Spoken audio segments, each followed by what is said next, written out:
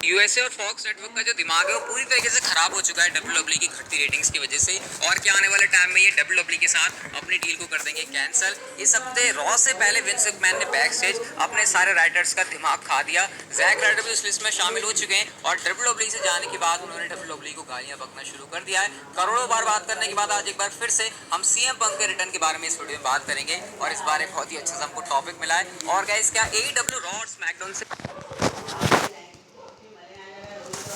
Compete करने के लिए आने वाले टाइम में या तो मंडे को या फिर फ्राइडे को एयर हो सकती है डब्ल्यूडब्ल्यूई को सीधा चैलेंज करने के लिए। उसको लेकर भी ऐसे एक बड़ी अपडेट है, तो काफी सारी इंपॉर्टेंट चीजें इस वीडियो में डिस्कस होंगी। आप लोग वीडियो को लास्ट तक जरूर देखना, लेकिन हाँ उससे पहले चैनल को सब्सक्राइब करके नोटिफिकेशन बेल को जरूर ऑन कर दो। और गाइस, सबसे पहले हम लोग शुरुआत करते हैं डब्ल्यूडब्ल्यूई के यूएसए और फॉक्स नेटवर्क के साथ। अब गाइस, आपको पता है डब्ल्यूडब्ल्यूई के जो सबसे ज्यादा मोटे पैसे आते हैं, यानी उनकी जो कमाई होती है साल में ज्यादा, वो होती है अपनी टीवी डील्स की वजह से, क्योंकि वो डब्ल्यूडब्ल्यूई का अर्निंग का एक बहुत बड़ा सोर्स है। वैसे अगर आपको फिगर नहीं पता तो मैं आपको बता देता हूँ। डब्ल्यूडब्ल्यूई ने 2019 में ही फॉक्स और यूएसए दोनों के साथ ही एक बहुत बड़ा कॉन्ट्रैक्ट साइन किया था 5 साल का। और फॉक्स के साथ उन्होंने डील करी थी $205 मिलियन की, जो कि एक साल की थी। मतलब अगर आप इसे 5 साल से कंपेयर करना चाहो तो 205 को 5 से आप लोग गुणा कर सकते हो। और अगर हम बात करें यूएसए नेटवर्क की तो गाइस ये थी साल की $265 मिलियन। और ये वाली भी जो डील है वो चलने वाली है 5 साल तक, यानी कि 2024 तक। और आपको ऐसा लग रहा होगा देखकर कि शायद यूएसए नेटवर्क यानी कि मंडे नाइट रॉ जो है ज्यादा पैसे कमाती है, लेकिन गाइस मैं आपको बता दूं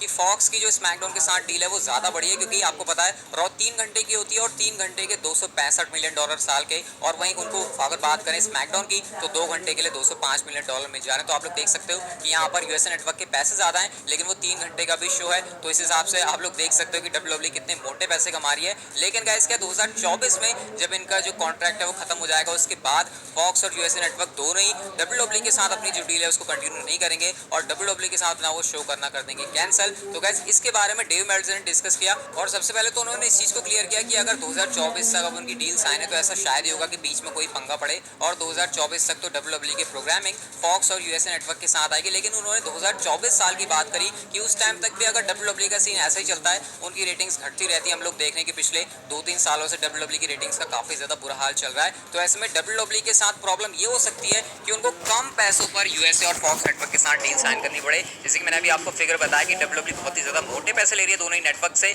और वो इस वजह से क्योंकि जिस टाइम पर उन्होंने डील साइन करी तो उन्होंने वादा किया था कि भाई हमारी रेटिंग्स बढ़ेंगी, और ये सोचकर उन्होंने ज्यादा पैसे भी डब्ल्यूडब्ल्यूई को ऑफर किए थे और डब्ल्यूडब्ल्यूई का नाम भी काफी ज्यादा बड़ा है। लेकिन 2024 में अगर डब्ल्यूडब्ल्यूई सेम डिमांड एक्सपेक्ट करती है तो शायद वो उनको ना मिले, और फिर शायद ये एक रीजन बन सकता है कि क्यों डब्ल्यूडब्ल्यूई अपनी डील ना कर पाए फॉक्स और यूएसए नेटवर्क के साथ, क्योंकि डब्ल्यूडब्ल्यूई के लिए अभी से बहुत बड़ा कंसर्न है। और गाइस, मैं आपको ये बता दूं कि फॉक्स और यूएसए नेटवर्क वालों ने सीधा डब्ल्यूडब्ल्यूई से कह दिया है कि रेटिंग्स कम है और इसके लिए आपको जरूर काम करने की जरूरत है। और इसीलिए हम लोग देख रहे हैं कि डब्ल्यूडब्ल्यूई काफी ज्यादा हाथ पैर मारने की कोशिश कर रही है। तो गाइस, ये फिलहाल सारा सीन है कि आखिर आने वाले सालों में क्या हो सकता है डब्ल्यूडब्ल्यूई की प्रोग्रामिंग का, और क्या वो कैंसिल हो सकती है फॉक्स और यूएसए नेटवर्क के साथ। और मेरे को लगता है कि अभी से डब्ल्यूडब्ल्यूई को सोच कर चलने की जरूरत है, क्योंकि डब्ल्यूडब्ल्यूई एक बहुत बड़ा बिजनेस है। अभी लग तो रहा है कि 2024 तक है, लेकिन अगर सीन यही रहता है तो गाइस हो सकता है डब्ल्यूडब्ल्यूई की जो बहुत बड़ा अर्निंग का सोर्स है टीवी डील, उसको काफी ज्यादा खतरा हो जाए। अगली स्टोरी की तरफ बढ़ते हैं और गाइस ये जुड़ी है जैक राइडर, जिनको आप लोग जानते हो कि मैट कार्डोना के नाम से, क्योंकि एडब्ल्यू के अंदर उन्होंने इसी नेम के साथ डेब्यू कर लिया है। और आपको पता है भाई, ये तो प्रथा सी चली आई है कि जो भी बंदा डब्ल्यूडब्ल्यूई से जाता है, किसी दूसरे प्रमोशन में जाता है, तो उसके बाद वो डब्ल्यूडब्ल्यूई के बारे में काफी सारी बातें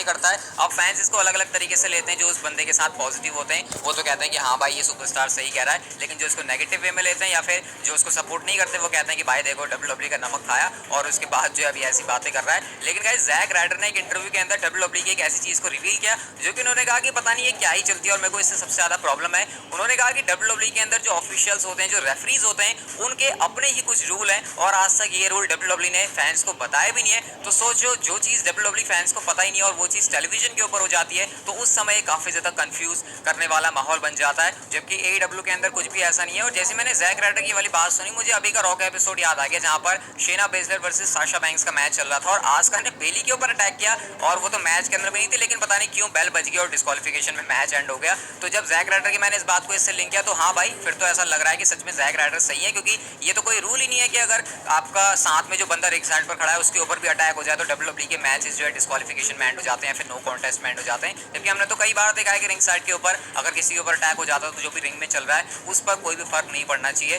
तो गाइज इस चीज के बारे में आपके क्या थॉट्स है और जैक राइडर क्या यहाँ पर सही कह रहे हैं, आपके इसके बारे में क्या ओपिनियन या फिर थॉट्स हैं, मुझे आप लोग कमेंट करके जरूर बता सकते हो। और गाइज हम लोग चलते हैं हमारी अगली स्टोरी की तरफ जो कि जुड़ी है विंस मैकमैन से, कि कैसे मंडे नाइट रॉ की इस हफ्ते टेपिंग से पहले उनका दिमाग काफी ज्यादा परेशान था। गाइज मैं आपको बता दूं कि इस हफ्ते की जो आपने रॉ का एपिसोड देखा है वो बहुत ही अनप्रिपेयर्ड तरीके से हुआ था। मतलब बहुत ही कम ऐसी चीजें थी जो कि डब्ल्यूडब्ल्यू ने पहले से प्लान करी थी, और इसके पीछे रीजन ये था कि डब्ल्यूडब्ल्यू के जो राइटर्स थे उन्होंने 32 सेगमेंट्स लाकर रखे विंस मैकमैन के सामने जो कि अप्रूव होने थे रॉ के एपिसोड के लिए। लेकिन गाइज आप लोग बिलीव नहीं करोगे, 32 में से विंस मैकमैन ने सिर्फ 4 ही सेगमेंट्स को जो है अप्रूव किया था, और उन्होंने राइटर्स की जो परेशानी है उसको और भी ज्यादा बढ़ा दिया। इवन गाइज इतना ज्यादा केओस का माहौल था कि डब्ल्यूडब्ल्यू में जो बैक स्टेज लोग हैं उन्होंने कह दिया कि रेसलमेनिया के अंदर हमारे ऊपर जितना वर्कलोड होता है उतना ही करीब करीब हमारे पास इस हफ्ते रॉ की टेपिंग से पहले था। तो गाइज आप लोग देख सकते हो कि विंस मैकमैन का भी कैसे इस समय दिमाग पूरी तरीके से हिला हुआ है। शायद इस वजह से वो चाहते हैं कि टेलीविजन के ऊपर जो भी चीजें आए वो अच्छी हो और इससे उनको रेटिंग्स में फायदा हो। फिर भी मैं ये सोच रहा हूँ कि भाई इतनी सारी चीजों को कैंसिल करने के बाद फिर भी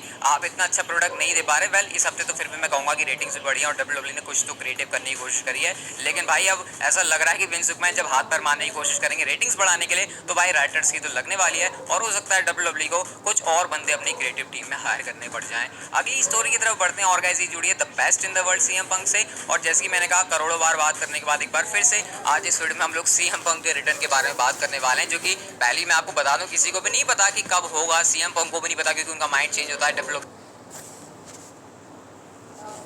क्या उनको ऑफर करेगी उसके ऊपर भी सारी बातें डिपेंड करती हैं। लेकिन गाइस रिसेंटली डेव मेल्टजर ने इसके बारे में बात करी कि कैसे फॉक्स की डील सीएम पंक के साथ तो है, लेकिन क्योंकि डब्ल्यूडब्ल्यू बैक स्टेज का शो कैंसिल हो गया है तो वो क्या उनको किसी और चीज के लिए यूज कर सकते हैं, और क्या इस वजह से सीएम पंक का रेसलिंग में रिटर्न हो सकता है। उन्होंने कहा कि देखो मेरे को ये तो नहीं पता कि सीएम पंक की जो डील है फॉक्स के साथ वो नो कट डील है, अगर उनकी जो डील साइन हुई है वो नो कट डील है तो ऐसे में हो सकता है कि फॉक्स किसी और जगह पर भी सीएम पंक का यूज कर सके। लेकिन अगर उनका जो कॉन्ट्रैक्ट है वो एकदम स्टैंडर्ड है तो फिर ऐसे में शो कैंसिल हो गया और सीएम पंक को भी फॉक्स वाले कहीं और पर यूज नहीं कर पाएंगे। वैसे भी समर स्लैम का जो वॉच अलोंग चल रहा है वो मेरे ख्याल से डब्ल्यूडब्ल्यू बैक स्टेज का तो कोई शो है नहीं, वैसे कह सकते हो है क्योंकि वहां पर बुकर टी और रेने यंग है तो फिर भी वहां पर आना तो उनका थोड़ा सा बनता है। लेकिन अगर नो कट डील होती है तो फॉक्स यूज कर सकती है किसी और तरीके से सीएम पंक का। और उसके बाद डेव मेल्टजर से ये भी पूछा जाता है कि कब विंस मैकमैन सीएम पंक को वापस लाने में इंटरेस्टेड होंगे। पहले उन्होंने बताया कि कुछ महीनों पहले तो विंस मैकमैन का ऐसा कोई भी इंटरेस्ट नहीं है, लेकिन क्योंकि इस समय डब्ल्यूडब्ल्यू को रेटिंग्स बढ़वा कर लेकर आनी है और डब्ल्यूडब्ल्यू के पास रेटिंग्स को बढ़ाने के लिए ज्यादा कोई ऑप्शंस है नहीं, तो ऐसे में हो भी सकता है कि वो सीएम पंक को वापस लाने के लिए अग्री कर जाएं। और अगर सीएम पंक भी रेसलिंग दोबारा से करना चाहते हैं तो गाइस फिर ये एक परफेक्ट टाइम हो सकता है कि सीएम पंक दोबारा से डब्ल्यूडब्ल्यू में अपनी वापसी कर लें। तो गाइस इस तरीके से डेव मेल्टजर ने यहाँ पर सारी बातों को एक्सप्लेन किया और उनको बताने की कोशिश करी कि क्या पॉसिबिलिटी है सीएम पंक के दोबारा से वापस आने की। अब देखो यहाँ सीएम पंक से जब खुद भी पूछा जाता है डायरेक्टली तो वो कोई भी इस बात का आंसर नहीं करते, कहते हैं नेवर से नेवर, फिर कभी कहते हैं मेरा रेसलिंग में इंटरेस्ट नहीं है, फिर कहते हैं अगर मेरे को डैनियल ब्रायन से लड़ने का मौका मिल जाए तो मैं वापस आ जाऊंगा। तो भाई जिस बंदे का रिटर्न हो रहा है वही बातों को घुमा फिरा के कह रहा है, तो फिर इस बात के ऊपर कंफर्म करके कुछ भी कहना एक तरीके से इम्पॉसिबल ही है कि क्या भाई बंदा वापस आएगा या फिर नहीं। बाकी हाँ तब तक बातें तो चलने वाली है जब तक सीएम पंक प्रो रेसलिंग में दोबारा से अपना रिटर्न नहीं कर लेते। और गाइस हम लोग चलते हैं हमारी नेक्स्ट फैन स्टोरी की तरफ, और ये जुड़ी है कि क्या ऑल एलीट रेसलिंग डब्ल्यूडब्ल्यू के मेन रोस्टर यानी कि फ्लैगशिप शो से कंपीट करने के लिए सीधा रॉ या फिर स्मैकडाउन के टाइम पर यानी कि मंडे नाइट रॉ या फिर फ्राइडे नाइट्स को हो सकता है एयर। तो गाइस इसके बारे में फोर्ब्स के एक एनालिस्ट हैं जो कि रेसलिंग के बारे में बातें करते हैं, उनसे पूछा जाता है कि क्या एडब्ल्यू सच में डब्ल्यूडब्ल्यू के लिए थ्रेट है। तो गाइस उन्होंने ये बात क्लियर करके कहा कि देखो अगर आप रेटिंग्स के बारे में देखो या फिर टीवी डील्स के बारे में बात करो तो ऐसे में जो डेमो है वहां पर उनको काफी अच्छी ऑडियंस मिलती है, यानी कि 18 से 49 के बीच एडब्ल्यू को देखने के लिए काफी ज्यादा लोग होते हैं। और ये एक ऐसा नंबर होता है जो कि हर एक टेलीविजन चाहता है क्योंकि इससे वो और भी ज्यादा कमाई कर सकते हैं। तो ये बहुत ही ज्यादा पॉजिटिव चीज है। भले अगर आप लोग रेटिंग्स में कंपेयर करो, अगर रॉ स्मैकडाउन की रेटिंग्स को आप एडब्ल्यू के डायनामाइट से कंपेयर करो तो वो सीधा हाफ है, लेकिन क्योंकि डेमो के अंदर उनको काफी अच्छा फायदा होता है जो कि डब्ल्यूडब्ल्यू के लिए तो बिल्कुल भी नहीं है, तो ऐसे में उनको इस बात का काफी ज्यादा एडवांटेज है। और जब उनसे पूछा जाता है कि क्या सीधे सीधे रॉ स्मैकडाउन से कंपीट करने के लिए मंडे को या फिर फ्राइडे के ऊपर एडब्ल्यू आ सकती है, तो उन्होंने कहा कि देखो अभी थोड़ा सा एडब्ल्यू को एस्टैब्लिश होने की जरूरत है। हो सकता है कुछ आने वाले टाइम में जब एडब्ल्यू अपना एक नाम बना ले, सभी को पता चल जाए कि हाँ एक ऐसी कंपनी उनको अच्छे से एक्सपोजर मिल जाए, तो उसके बाद डायरेक्टली डब्ल्यूडब्ल्यू से कंपीट करने के लिए एडब्ल्यू वाले एक बहुत बड़ा मूव कर सकते हैं और वो सीधा मंडे को या फिर फ्राइडे को डब्ल्यूडब्ल्यू के साथ हेड टू हेड कंपीट कर सकते हैं। और उसके बाद हम लोग कह सकते हैं कि अभी जो है वॉर चल रही है एडब्ल्यू वर्सेस एनएक्सटी की,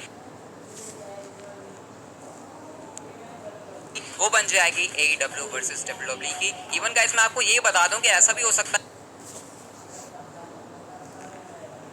सकता है कि जो नेटवर्क्स हैं इवन फॉक्स और यूएसए वाले वो AEW को भी किसी पॉइंट पर अपने शो के ऊपर लाना चाहते हो, अपनी प्रोग्रामिंग के ऊपर लाना चाहते हो। ये तो मैं आपको बता चुका हूँ कि स्काई इटली जो है उन्होंने WWE की प्रोग्रामिंग को ड्रॉप कर दिया है और उन्होंने AEW डायनामाइट के शो को ले लिया है। एक चीज़ मैं यहाँ पर ये भी नोट करना चाहूँगा कि जैसे कि आपको पता है डायनामाइट जो है TNT पर आती है और डायनामाइट का शो TNT को चार्ज करता है 1 साल के लिए $45 मिलियन। और अगर आप लोग इसे WWE की स्मैकडाउन या फिर रॉ से कंपेयर करो तो कहाँ 265 और $200 मिलियन,